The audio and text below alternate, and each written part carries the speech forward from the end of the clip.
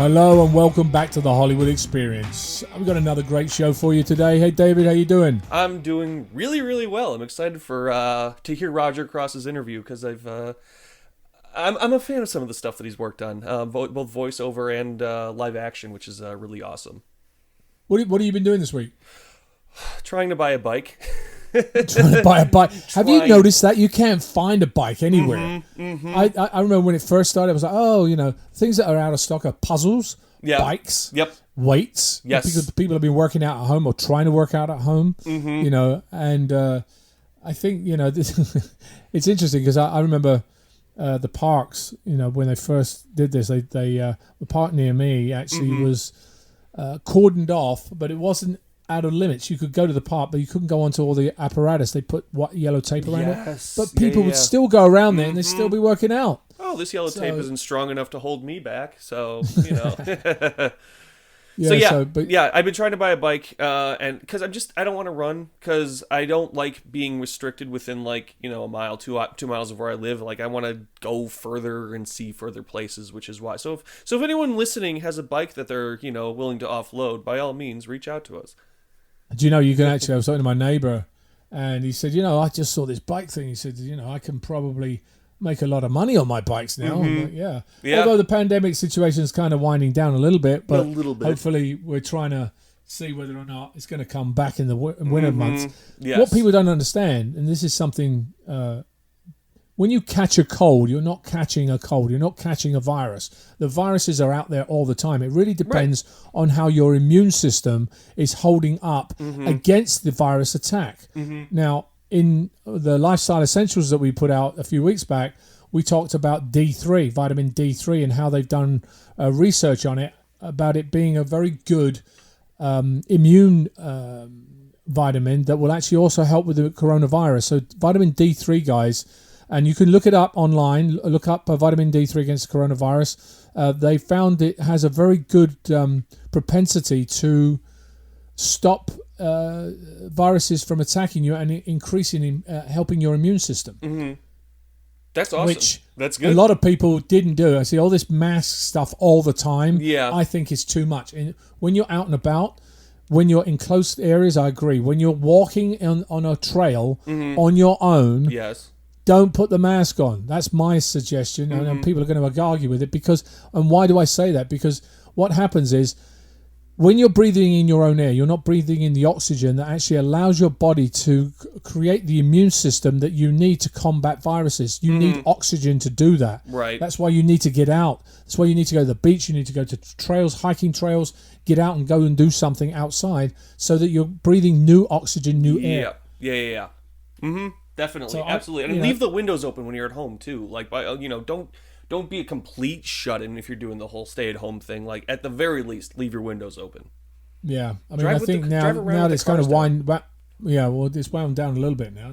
So, but we'll see how things progress. Definitely, yes. But so Roger, I worked with Roger the very first time. Oh gosh! On Highlander, he came in as a young fledgling immortal. You don't hear those words together very often. Fledgling. Yes. I mean, fledgling. I wonder where fledgling actually comes from. Young immortal. Young immortal. He's only 200 years old. Well, no, he was young at the time. He was just a young. He went on to work on Taken and 24 and Relic Hunter. It's funny, we've worked on a lot of the same series together. We worked on Relic Hunter together, we worked on Highlander together, we worked on Arrow together. Not together on Arrow, but we worked on the same series. Right. And then we also did a film years and years ago, I think The Void, which we talked about in the interview. So I known Roger for quite a while now. But he's grown up. He's done a lot of stuff. In 1996, he went in. Came in on Highland. It was one of the first things he did. Or he'd done a few things, but what was his role? He came in as a Derek Worth, who was a how can I put it? He was being manipulated by the I want to say priest, but the guy that presented himself as being God, basically, who I'd seen before, and this guy called Larker was killing young people who was going to turn immortal. Then he was making them believe he was God, and he's raised them from the dead, so that he would defeat his enemy, aka me. Right. You were the bad guy. I was the bad guy. Yeah, he was killing young immortals, but I was the bad guy. Obviously that was because many years before he tried to do it to me back in the Inca times. So that was a flashback to the Inca period. That it was written by Gregory Wyden, who's now since passed away. Obviously we had the full cast: Stan Kirsch, Jim Burns, everybody else and Roger. It was one of the later seasons. I remember we did it, and it was one of the later in the season shows that we did in Vancouver itself. But that was the first time I met Roger, and after that, like actors do, you kind of wander on to the next job. And you're like, okay, what do I do now? And I haven't seen you in how many years? And I think the next year we saw each other was on the film. There you go. Which we did. So it's like, I know you. Goes, yeah, I know you too. And since that point, Roger and I have been on many poker tournaments together. We've laughed and joked about many things. He's a very nice guy. Actually, when I went up to Vancouver to shoot Arrow, which Roger also was on, and we met up for drinks one time, and he's very well respected. People know him. People, hey Roger, how you doing? He's like, have you met my friend Adrian? Oh yeah, who's he? Hi, how you doing? But he's done a lot of stuff, and so he's very well respected, and he's got his kids he's looking after now. So success story. Yeah, he's a success story. Yes. He did on Arrow. He did 12 episodes on Arrow as Detective Lucas Hilton.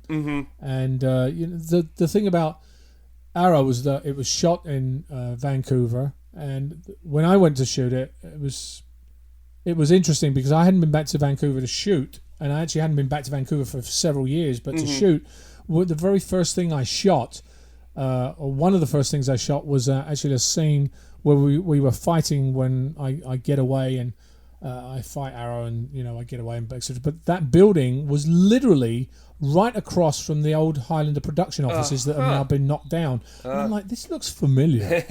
And it was kind of a reminiscent. And then seeing all the some of the crew members who had been on Highlander and people that had known crew members that were on Highlander. Really? Because when you're in a series like Highlander, most people in that town will have worked on it, especially back then. I mean, on Arrow, we also worked with Ernie Hudson. I know Ernie from several times of going different conventions and meeting him, and we were talking, and he said, I came to Vancouver back in the 70s, late 70s, early 80s. There was not a film industry here. They had to bring in American cast and crew because there was no film industry. Interesting. And but now you can't go anywhere without. Oh, you're tripping over productions in Canada. Yeah, There's exactly. so many places that are shot so many. Nickelodeon does a lot of stuff in Vancouver. There's a bunch of movies that do stuff in Vancouver. Like, Canada is a huge place for show business. It's not the first place you think of. Oh, go ahead. Do you know why? I do not. Cheap. Cheap? No, it's the labor at one point was cheaper than US labor, but the thing that really got people was the tax credits. Tax credits in Canada are kind of unique compared to the US ones. The US ones that run from state to state, you can run 25%, 35%, 30% of your film's budget in most areas in the US now. Some areas have, like Georgia has special funding. If you put the state name in it, you use certain people, you get an extra 10%. Yep. But the problem with a lot of the state ones in the United States is that the state has a budget for funding. Therefore, if you're a movie producer and you have a $10 million picture and you got a 30% rebate, that's a $3 million rebate. Right. Well, imagine the state having 20 of those productions, which is 60 million, but they've only got 50 million for their budget for the rebate. Yeah. That means the people that come in last are going to be, unfortunately, out of luck when they actually apply for that credit. Yeah. In Canada, however, it's different. It's government backed, which basically means that you have to apply for your tax credit and you are then given the money back. If they don't have enough, the government will back that tax credit. So you're certain for the tax credit. So therefore, taking productions over to Canada was a lot more lucrative, and depending where in Canada, because in Toronto, for instance, and Montreal, they had a much higher tax rebate system for visual effects. If you had more visual effects, you could end up having 40% of your budget being returned to you. Funded, yeah, exactly. So there's a lot of different reasons that you're actually able to, get the funding in Canada, and why it was a lucrative thing to actually shoot in Canada a series like this as well as films. Huh. And this is the hard-hitting stuff we like to talk about on the Hollywood podcast. It's all the tax rebates and stuff like that. It's things people don't really know about. Really, it's not, and it's why you'll see a lot of stuff filmed in Vancouver, and they're all filmed in usually the same places. Like you'll see things shot in Los Angeles, Vancouver, or Atlanta, and those are like the three big places and everyone's like, why Atlanta, why Atlanta, why Atlanta? And it's got to be for those tax rebates. I mean, you told me, it might be better up in Vancouver, but as far as like in the States go, Atlanta's a huge place. You can make Atlanta look like England, you can make it look like Germany, you can make it look like any other state in the United States, and it works, and you get a write-off for it. Well, there's also the fact, when you're mentioning making it look like another place, we shot in Vancouver a lot of the time. Right. We made it look like Japan. Yeah. When you have the production supervisor, comes in and builds all the sets and designs all the set designers, and they're very talented guys, and they create these sets that, take you away to another place. Exactly. A lot of films, for instance, won't necessarily film in the location they're set in. They will fit. They will do second unit. If they can't afford it, they will do second unit. In other words, they'll do all the exteriors. Right. And then they will take that exterior and then do the interiors in a budget-friendly place or somewhere that they can actually go to. Yeah, no, absolutely. And I mean, there was a map that I saw a while ago. It was like the map of Southern California / Arizona / Nevada. And it's like, you'll shoot in this location if you want to make it to look like England. You'll shoot this location. Like, there's the Salt Flats where you'll shoot if you want to make it look like you're on Mars or something like that. Like, you dress up a location to make it look like you're there without actually having, obviously you can't go to Mars, but like, look like you're there without having to go there, and it saves a heck of a lot of money. Well, you can do these days. Yeah. They do have trips to Mars. They're planning. Yeah, that's true. Yeah. Although I've heard right now they're one-way trips for now, is what I've heard. So, Bye. Yeah, see you later. Hope you enjoyed your time on Earth. But yeah, so yeah, there's definitely workarounds in the film industry, as you may or may not know. Well, I mean, you're talking about Mars for a second. Did you see the Matt Damon one? The Martian. The Martian, I watched it last year, yes, for the first time last year. Yeah. It's interesting because, you have... I wonder where they shot that. I mean, you look at they obviously shot somewhere and added... I'm guessing they added some external effects on it, but these are the places that work when you're putting effects in, because, you've got to suspend disbelief when you're on Mars, and... and a lot of them are miniatures as well. The way they do it, they have a miniature and then they have the green screen, and they marry the two. And they've got all of the things that make you believe that you're actually on Mars. Yeah. No, I mean, as a Marvel fan, I've seen so many behind-the-scenes stuff of Marvel shoots and everything like that, and like, it's almost nothing but green. And so I'm wondering if maybe that's what they did. Like, they, maybe built a few rocks and things like that and everything, and then just the rest of it was... I mean, obviously the space shots were probably green screen, but my guess for The Martian is that, it probably was, mostly a green screen soundstage. Well, I think a lot of the time when you're doing things that, do space or anything, obviously we can't go film in space. Right. But, Did you just hear Sandra about Tom Cruise? Well, what's that? Tom Cruise is they're working on making a movie in space with Tom Cruise. No way. Yes, really? They're working on. They just dropped that. I think they're working with him, Elon Musk, and I think maybe Ridley Scott, could be somebody else. But they're working on shooting the first movie in space, and Tom Cruise is going to be a part of it. Oh my goodness! So that's something to look forward to. To shoot in space. Yes, that's kind of funky. Why would you? I don't know why you do it. I mean, I'm totally taken away. Films like the series like the 100 or Sandra Bullock, who did Gravity. Gravity. I mean, obviously, it looks like you're in space. So why do you need to go in space just because you say you went up there? I don't know. Practical effects. Well, because Tom Cruise does all his stunts for the Mission Impossible movies, so let's take it to the next level. How do you do crew up in space? I don't know. I guess you know what it is. It's social distancing. That's what it is. They want to make sure they're far enough away from the crew, because it would be on Earth, like being at Cape Canaveral, going, "Hello, yes, exactly. Tom, we've got you. Yes, can you move a little bit to the left? Yeah. Do we want to do another take? Makeup. Like yeah, exactly. Yeah, exactly. You better have everything you need going up there. How are you going to send makeup up there? I don't know, but. Anyway, we're sidetracking here. We're sidetracking. We should get to Roger's interview today. So obviously we've got Roger Cross coming up. I want to let you hear what Roger has to say in his Caribbean background in Vancouver that we talked about. And so without any further ado, here's Roger Cross. So listen, man, we've known each other for a while now, and it's interesting. You've been actually when you came on Highlander. That was in your young. I don't want to say younger years, because that would say all of us.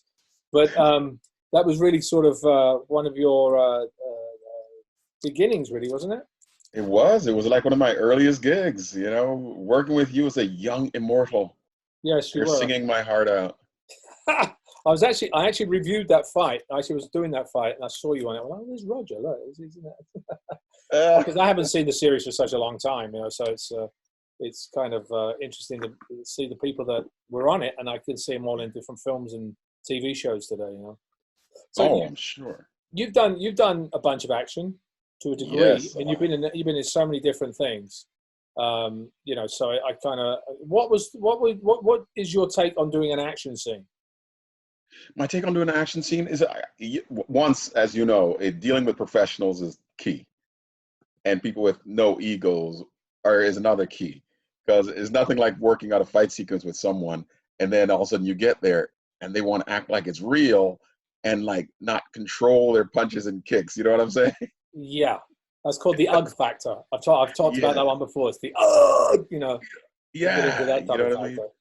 Yeah, but I love doing it. I mean, I do all my fight sequences, but I don't do the impacts anymore. I don't do like the falling and this and that. They'll bring the stunt guy can do all that. Yeah, but I'll do the actual sequences. Isn't that the whole adage of like when you're young, you can just like fall on the floor and bounce back up? When you get older, you fall on the floor and you're like, I think I'll just stay here for a little bit. Yeah. Just kind of hang out for a little bit here. Yeah. Yeah, you've learned your lesson that, after a few of those falls, the next day you might be a little sore. So you're like, they're younger people who are paid to do this. So why don't I let them do their job? Yeah, because otherwise we're sitting on set doing nothing. Exactly. Yeah, my stunt guy on Highlander used to say that. He said, "Why let me do some stuff?" I'm like, "Okay, you can do that fall from the bridge, and you can do that part of it. The other stuff I'll do." And now I'm paying for it, of course, because as you get older, you don't realize, that some of these injuries you get as an actor or as a skateboarder or anything else, you don't heal properly. Nobody ever heals correctly. Nobody ever takes. That's it. And then you get all these nodules, etc., that then give you arthritis and stuff later on. It's right. And nowadays with modern medicine and, if you're a professional athlete, they have a million people that tell you everything to do exactly.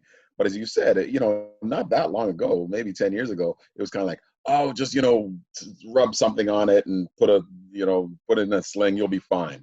Yeah, right. They didn't go through the proper therapy and working it out, make sure the joints weren't affected.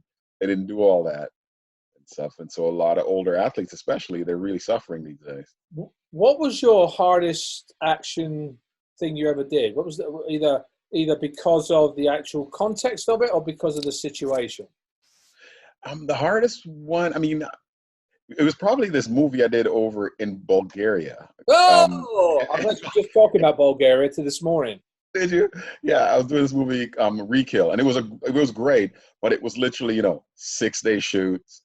And, as you probably know, 16-hour day kind of thing. And then you had to rehearse when you had breaks, and you had the one day to recover, but then you have to do stunt rehearsals for that. And because it was like this zombie action thing, and I'm like a big, tough military dude, there was a lot of fights and things going on. So at the end of that one, it's kind of like when I'm like, I really need to take some time off and just like rest the body. That was I think people don't actually realize that when actors go through the process, there is a toll to take on the body because you're doing something, but you are rehearsing for a long time. You are doing the action sequence for a long time. When I was in Highlander, 4 or 5 hours a day just doing sword fights, you know, and doing those 3 or 4 times a week. And then you have to also learn lines. Yeah, well, there's that part. Yeah, that one, you know, doesn't count really. That's So you think that one was the hardest? Was there any other? What type of action have you done? I mean, let's say you've shot guns probably. You've done fights. What other stuff have you done? I mean, I've done flying. I learned to rappel down buildings. Yeah, I've like you know, in the rigs, the flying rigs. Oh, you've done those, have you? Yeah. I've been rigged up. I got to go with a rescue team and rappel down buildings. You know, and how was that? That was amazing. What was crazy is that first moment where they goes lean back in the harness and just trust it. Off the side of the building, right? Yeah. You look down and you're like, whew, okay. But then once you do it, and then you start controlling the ladder, and you're sliding, and you're going down, and this is quite amazing. And then you get to lock off, and you invert to do a rescue, right? So I invert, and I'm looking down over the city, and it's just the most amazing feeling. Because you're looking like this, right? You're down on it like that, right? Yeah. You've inverted, and you're actually face down, and you're looking down at the city, and it was just. Once you realize and you're trust, oh my God, this thing will hold me and I can sit here all day. You're like, oh my God, this is exhilarating. I personally loved it. It's interesting, rappelling down a building. I've done that. I've actually been on a harness a couple of times going down to certain things. You know, they do those ones. You know, remember when Neo comes in and jumps out of this, boom, and hits the floor in the kneeling position. Kind of did that on Highlander, and the way they did it in the massive green screen where they have you. Like it's looking, I'm jumping off a building, but you're actually being repelled down and you jump into the spot. Looks cool. It's fun to do, but you know, I don't know. Do you have a fear of heights at all? Oh yeah. I've done a lot of those. Even like, you know, the last few series I've did Continuum, Dark Matter, a lot of action, especially Continuum, a heavy action show, and my character was, of course, a super soldier, so he had some amazing things. Oh my God, I remember one of the sequences. There's little things people don't talk about.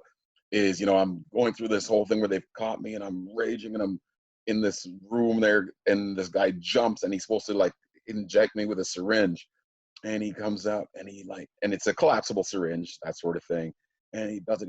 I throw this guy, jump this way, this guy jumps and he stabs me with the thing, and they're boom, boom, boom, and they're like, cut, and then they look at me and go, Roger, you're bleeding. I'm like, oh, the syringe didn't collapse. It bent sideways. So I took a nice little gouge. It's the same thing as, you know, when they do bottle breaks on people's heads and stuff. Yeah. It's a really light bottle, brittle. But sometimes if you don't have hair and you get hit on the head with that, it actually cuts you. I've seen it happen. You know, people are like, I remember this one actor, I can't remember what show I was doing, but he said, listen, you know, you want to break on my head? I don't have hair. It might cut. No, you'll be fine. And sure enough, he had got a little cut when they did it. Yeah. So simple little things like that you don't even realize. No, like the candy glass or whatever they want to call it. Yeah, if you don't have hair, there's no protection. It will cut you. And so, what do you think is your favorite show? Because I mean, you were on X-Files, you were on Highlander, you did Continuum, you did what was the other one that actually you played? Not the Butler. 24. What, 24? No, well, you were on 24 as well, but no, The Strain. The Strain. Yeah. Strain. Yeah, because so you've been on some different. I mean, you've seen a lot of action, and you've been in a lot of action. What sort of, was there any stories from any of those shows that because 24 was full of action, wasn't it?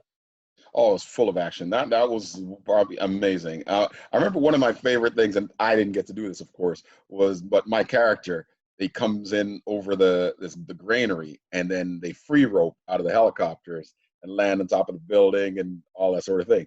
And these were real military guys that came in, and they came in with the helicopter and free roped out of the thing, and boom, and then of course I land and that sort of thing. I'm here. It's me, Rog. But you know, that was incredible. Another one. I actually got a little chip on the back of my teeth from a difference done a fight sequence with 3 guys, and these are big guys, and it was a prison scene, fun sign, and literally I it don't was want just to know. you rehearse things and they're going great, but when you get 3, 4 big guys in this one space doing all these very close combats, close quarter things, something can go wrong. And sure enough, one bump here, one bump there, and a little chip on the back of the teeth. And I don't know if you've ever had that, but you notice it for like Yeah, a long weeks. time. Yeah, no, I have. It's like, I've been smacked in the face a few times in my career, and yeah, and it is those ones you don't expect. yeah. You rehearse and rehearse sometimes. I mean, have you ever done any action sequences where they're like, okay, listen, Roger, we just need you to do this and this, and we don't have time to do it. Just go ahead and do it. I've been around that, and I've just said no, no, no. I'm like, No, no, no, no. no. When you're younger, you're like, okay, but now it's kind of like, now let's just talk it out at least, plan what we're gonna do. If we don't have time, let's not do it. But because, as we said, these little things that happen, you don't expect them to go wrong, but they will go wrong. And it's the ones that rush that end up. A friend of mine, he was doing a simple sequence with a gun, and it was a blank, right? That he's supposed to go bang, bang, and then put one to his head, and the blanks are supposed to be gone. But of course, it didn't go according to plan, and the blank didn't go off. And then when he put it by his head, it went off. What do you mean? He put the blank gun to his head, and the thing went off? Yeah, and that's because they didn't have a coordinator on set that day. I'm not going to say what show, but yeah, it happened with him, and yeah. Did he get injured? Yeah. I mean, I would imagine so. I mean, because it wasn't against the temple, was it? No, it was. It was close though.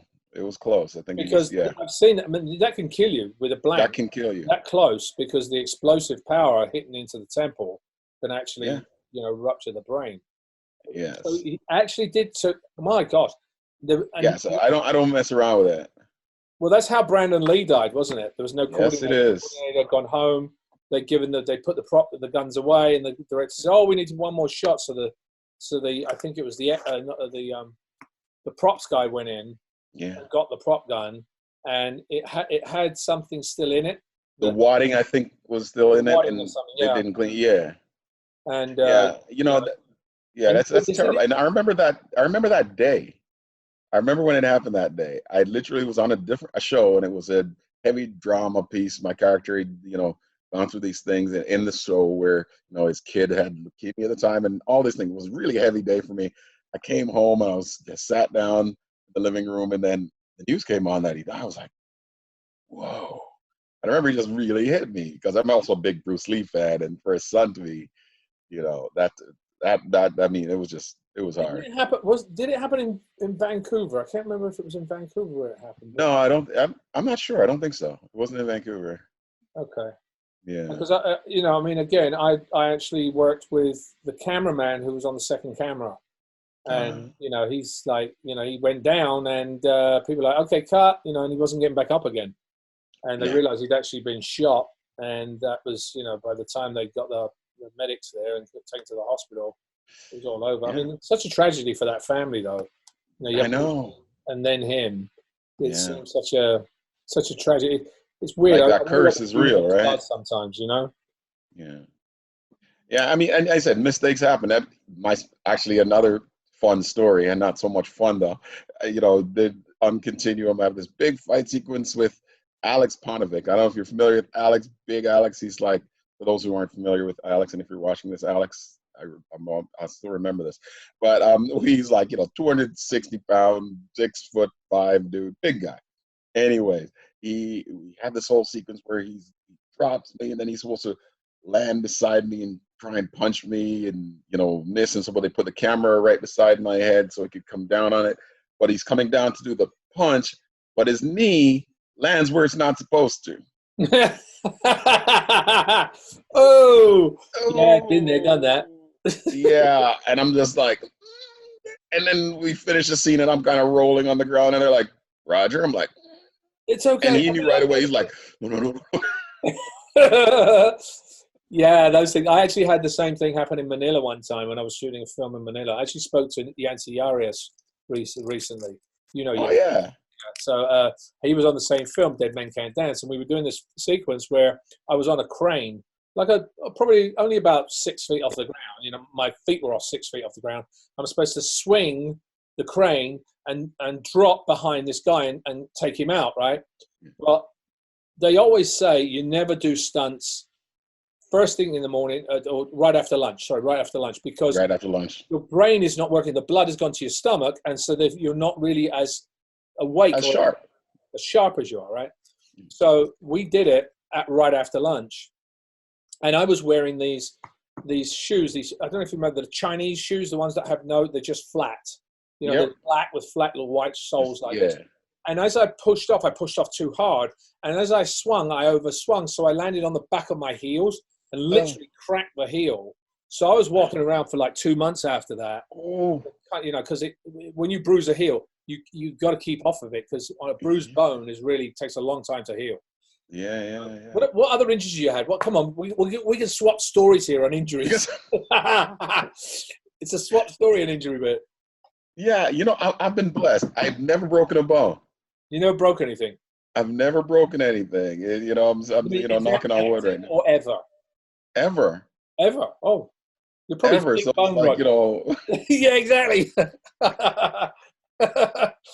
You're just thick bone. What can I tell you? What was so? You know, we worked on 2 shows together, right? We did a movie, right? Well, we actually 3 in that case. Yeah. You The MOW. Highlander. We did. Yeah. Oh gosh, what was the movie? Oh gosh. Well, We did a movie together. We did Arrow together. Huh? We did Arrow, but not together. We were both on Arrow, Yes. right? Yeah, and we did MOW together as well. Yeah. Do you remember that? Let me see if I can find. It's I know it's a long time ago. It was. Oh gosh, what was it? It's. I'll let you race to it. Let's see. I'm trying to think of the name. Anyway, we'll get to it in a second. Yes. I'll bring it up in a minute. I'll search for it. You've done enough jobs here. I mean, I'm looking at your IMDb page at the moment. I mean, 1923. Is that right? No, sorry, wrong one. Okay, it's not you. But you're also on Taken. You're Yes. Taken. Oh wow! Yeah. What did you play on Taken? No, it was the Spielberg miniseries Taken. Oh, okay. The Spielberg miniseries Taken. The one with Dakota Fanning. That's where that was her first movie when she was like 9 years old. Wow. I still remember, you know, our first scene with her, and we walk in the room, you know, first time through, we're gonna, okay, let's hear the words the director is saying and just go through a little, you know, read of the words and, you know, blah, blah, blah. So we get in there and, you know, the rest of us actually were like, just starting to say the words, whatever. And then there's this little, you know, I think 8 or 9 year old girl just calls and she's like, boom. And she was just on. And we're just like, okay. And we all just started, okay, we better step up our game. It's funny because sometimes you get into sets and you see another actor and you're like, oh, okay. And you don't expect it. You know? Yeah. I mean, I remember one time when I was actually doing Highlander, and I'll tell you which movie of the week we did in a second. But when we were on Highlander, there was this guy. We had people from, you know, Vancouver and Toronto and US and everywhere. And when we were in Europe, a lot of people came over from England. We had this one English actor. He was a very slight guy, and he was supposed to play this really bad Nazi. And he comes and he goes, "Hi, Adrian, how are you doing?" And I'm like, "Wow, I can't see him in this character. It's really bizarre, you know." So we do the first day on set. He does it, and I'm like, "Oh, okay then." This is it. Yep. I suddenly channeled that bad part of him, or whatever it was. It was just, oh, okay, boom. Yeah, it surprises you sometimes, doesn't it? Yeah, and you love it. Then you're like, "Ooh, okay, I can work with this person," and you know, you get into it with them, and I love that. The movie we did together was The Void. The Void. Yes. We did The Void. And the funny thing was that the other day, I spoke to Amanda Tapping as well. I might try and get her on here as well. I forgot we all work together. It's funny, isn't it? Sometimes it really is. We work with people, and like 15 years later, 10, 15, 12 years, we're like, where do we know each other from? Which movie was it started on? Yeah, exactly. Oh my! And then you look back, and I was working with Jodelle Ferlin on Dark Matter, we didn't even think about it. And then her mother sent her a picture. We actually presented an award together. And then we looked at it. We'd actually worked on 9 different shows together. 9 different shows. And we realized one of them, but we didn't realize how many we'd done together. Wow. That's a It lot. was crazy. Actually. So the universe is putting you two together for some reason. Yeah, it was amazing. It was amazing. So you also did, when we were up in Vancouver back in the Highlander days, you also did the Outer Limits, which was the series that went up until 2002. Was there any action on that one? For me, there wasn't too much on that. I mean, there wasn't too much action. Well, I did play a scene where I was an ex-athlete and I had, I experimented on the kids by my old wrestling team. I came back there and I, gave them this, this vitamins on the kids. that's supposed to help them, these vitamins, and it turned out to be, from I believe like tigers or something like that. That kind of made them turn a bit more animalistic. It was a steroid that we were experimenting on these kids with, and so we had all these wrestlers, and I had do little things with them. But actually, because I did wrestle in real life, I remember a few times I'd get out there in the mats with some of these young bucks and just remind them that the old guy got it. What do you usually get cast as? Do you get typecast as certain things? I've played so many military and cop roles. Is probably the biggest. Probably the bulk of mine are cops and military guys. But I mean, I've been blessed enough to play so many different characters, man. I mean, I just did a thing, Law and Order, where I played a preacher.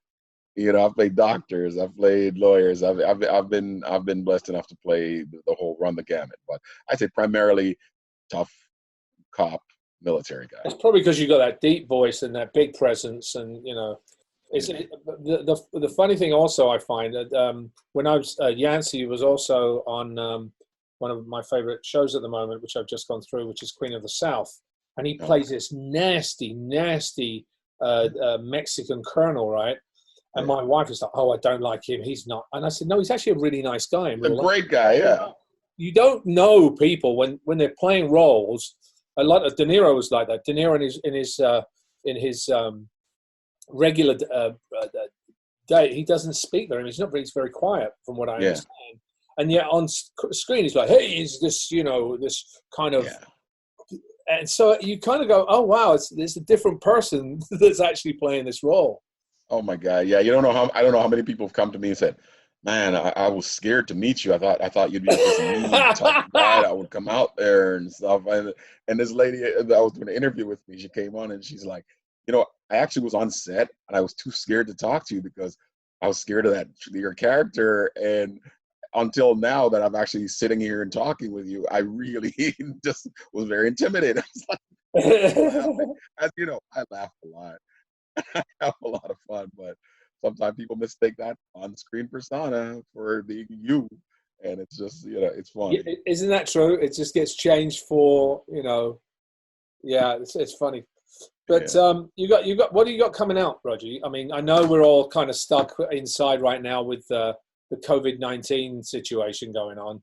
But my series Coroner got picked up again for a 3rd season, and it actually, I can't say right now, but it just got picked up by an American network that they'll be announcing within the next 2 weeks. So it'll be because it was internationally distributed, but not in the U.S. yet. NBC Universal owns it, so they're going to make an announcement within the next little while. Awesome. About the American release of it. So it was a Canadian production.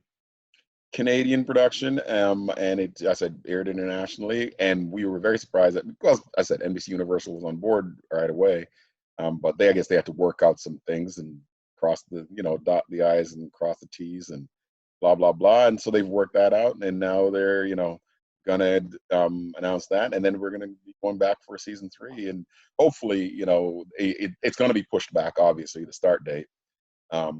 So they're hoping to be up by the end of July, but that's right now. As I said, we have to wait and get permission. Well, they also have to prep. The other issues that going back to set is going to create, which is social distancing. You have to, I was literally looking at for our business in Hungary. You international travel is almost gone at the moment. because you have to quarantine people for a number of days before they do it. You're going to have to medical tests and temperature taken and food separated in the craft service table, people sitting away from each other. I mean, you have a crew of, 70 people a lot of the time, 80 people, 100, to some shows are huge. How do you think that's going to go? Here's the thing, though. I mean, at the end of the day, we have to get back to it.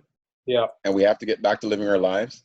And honestly, I think most of the crew, I'd say there wouldn't be a problem with them wearing masks and wearing gloves for most of what they do. They need to take it off. They take it off. On screen, I mean, there's camera tricks about distances between us that can make it look like we're right beside each other, in front of each other. And people just have to be, care about other people and say, if I'm not feeling well, I'm not coming to work today. And they have to let people know, I'm not feeling well, so I'm not coming in today. And there can't be consequences for that. As actors, it's really tough, because if we go down, everyone's waiting for us to shoot, and so it messes everything up for the day, or a few days, whatever it is. If we get sick, they can't shoot. So that'll be the tough part. Do you like a certain genre more than another? See, you've got the Justice League Dark Apocalypse War 2020 coming up. Is that right? I love that. That's great. Well said. And I voice Green Lantern and Swamp Thing. Oh, Swamp Thing! I can see you, Swamp Thing. Huh? Can you? Swamp Thing. Swamp Thing.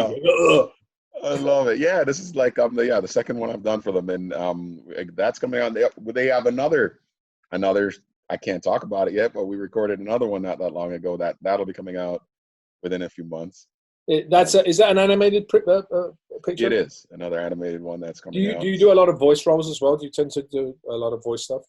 I've done a bunch of them. I've done a bunch of the video games, from Fallout Vegas to Grand Theft, to all of them. I've done a bunch of different stuff. So yeah, I've gotten to do that as well. But you don't find that you get the type of genre? You said you do a lot of policemen and military officers. Do you like the comic book genre, or do you prefer like the drama genre or the comedy genre? I've always said you're a funny this. guy, but most people don't know it. You're a funny guy. Thank you, appreciate that.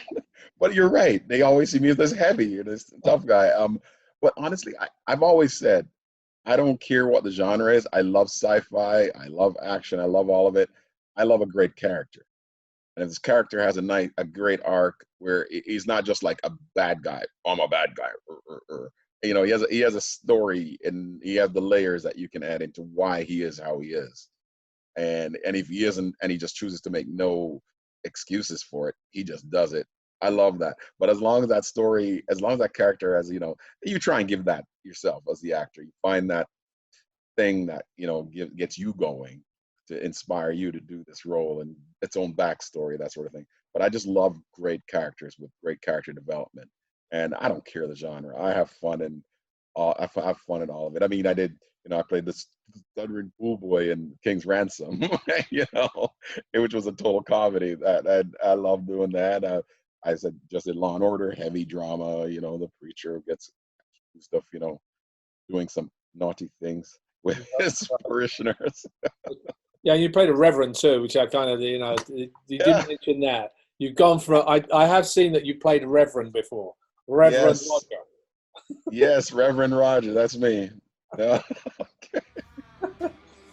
Well, listen, man, thanks for joining me. I hope you keep safe up there in warm Vancouver.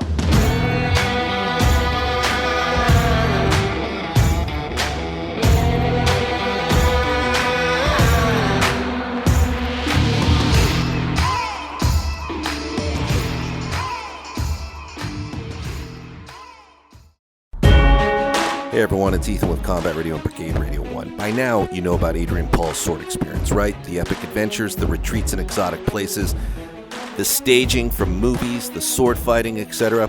Epic, right? You should be a part of that. But if you're not, now there's something even better. One, the Hollywood Experience, Adrian's new podcast featuring action stars, showrunners, all things action, free on all platforms, including Brigade Radio 1, a podcast you need to listen to. In addition to that, now you can go to patreon.com/swordxp and you can become a Patreon of the Sword Experience.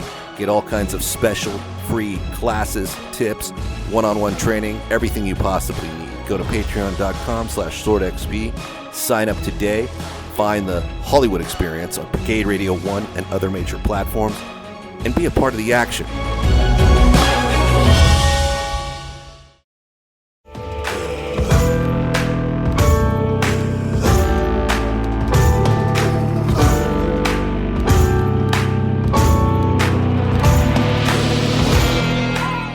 Right, so we're back. Roger's a fun guy. He's and he's living it laughing. up. He's living it up too. Well, he's got so much under his belt. Look at him. I mean, he does talk it up though when we talk poker. We talk poker. There is a bit of a talk going in there. You've got a lot of poker players coming out of these. Are they a lot of people that come to the Peace Fun Poker and just poker events in general? Yeah, I mean, we kind of... It's funny because they always go to, they're the actors that play poker. We'll want them to come to the event. Yeah, I think it is. But would yes, I guess... Would it be too much to ask what Roger's tell is? Do you know what it is? If you're what his tell is? Yeah. The funny thing about tells, I don't... I'm not that good of a player to say tell. And, I've been playing online recently with all my friends. Okay. And my mind is so much on doing the sword experience that I make silly mistakes. And I'm like, oh, gosh. Because I keep thinking, I've got to finish that Film Fight Insight later on. Right. I've got to do some more. And I'm not watching what's going on. So you really have to. Because when you are playing with somebody, you can kind of tell when somebody's pushing hard. Roger's a good player. He does fairly well in tournaments, but I don't know what his tell is. Yes, at least okay. I'm not saying it because if Roger's listening to this, I'm not going to tell Roger you don't what want his to out tell him. is. Exactly. Yeah. So okay, yeah, that totally makes sense. I'm a blackjack person. I every time someone tries to teach me poker, I'm just like, I just know how to count to 21. So I'll go to the tables. I'll play blackjack when I'm in Vegas. Well, you see, I used to play blackjack a lot, and then I kind of got taken into poker. I don't know what it was, but it was I just kind of went into poker. I was like, all right, yes, fine, that's maybe what I should learn, just because it seems like it's much more of a strategic game, and it feels like I feel like you almost have more control in poker than you do with blackjack. I'm guessing. You, in a sense, blackjack is kind of what comes down. In poker, you kind of like, and you have, you're bluffing a lot of the time, or some of the time. People are, sometimes that goes well if you're bluffing at the right time. But right, exactly. So, but talking about Roger again. I mean, as I said, Roger's been apart from poker playing, he did the Day the Earth Stood Still. Did you ever see that movie? I saw the Keanu Reeves version. He wasn't in the 51 version. The version. No, I saw it. Came out in 2008, was it? It was. I saw that back when it came out. I haven't seen it since, but I remember it being. We were just talking about remakes on a previous podcast, and it was a really good. It was a really faithful remake, and I was impressed with how they updated everything. Keanu Reeves did a really good job in that movie, and the effects in that movie did really, really well. And I think that they just adapted it really well from what I remember. Yeah, I think I liked it too. I actually liked the movie. It was interesting concept. We're going a lot into space. We talked about, last time we talked about Sandra Bullock and being on and how it's going into space. Things The Martian. But everything is extraterrestrial. There is a show on Netflix that talks about what's it called? The Something Files, which talks about the secret files that have been around since like the 20s perhaps, that talk about connections with other planets and other aliens and how these things have been sealed and really interesting stuff. It's kind of bunkers being built for different reasons, housing alien ships, and there's too much of that going on to say that where the biggest part of the world that has alien activity is Peru. Because it has so many different, they believe it's because there's so many different landscapes there that they could, if they went down to that area, they could hide in the mountain ranges that are hundreds of miles long. That they can't. So Peru is one of the hot spots, if you like. One of my favorite stories about alien activity, I don't know how true this is, but it makes for a good story regardless, is I may be getting the president wrong, but I think it was Jimmy Carter. When Jimmy Carter was campaigning, he made it one of his platforms. He's like, once I'm president, I'm going to tell you everything I know about aliens. I'm going to blow this wide open and everything like that. You're all going to know. Everyone's going to know. The public's going to know about aliens. As soon as Jimmy Carter took office, he's like, very stoically, he's like, there is nothing that I can say about aliens. It was just Right, all of a sudden like he got shut down. Right. He got shut down. Exactly. He got shut down. Yes. So I don't know if the president is the person that runs the country. Mm-hmm. Yes, exactly. So, who knows what about aliens? Like, if it's the president, if it's, somebody else. But I think that's a very mysterious yet very funny story at the same time. Well, Roger's done a lot of space stuff, a lot of sci-fi stuff. Yeah. I think one of the ones, I think is one of your favorites, is the Chronicles of Riddick. Isn't it? Yes. That was kind of fun. I know that it's been a passion project for Vin Diesel, for everybody who's been working on it. Like the Chronicles of Riddick, one thing that always impressed me about the Chronicles of Riddick was it came out in 2001, I think, something like that. No, it was 2000 when it came out. So, a fresh new series for the millennium. And it wasn't based on anything. Like Pitch Black, which was the first movie, I think now they call it the Chronicles of Riddick Pitch Black.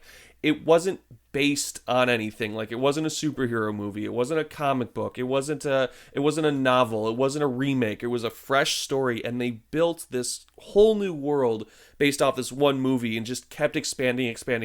And Vin Diesel is a huge, supporter of the Chronicles of Riddick, being Riddick himself.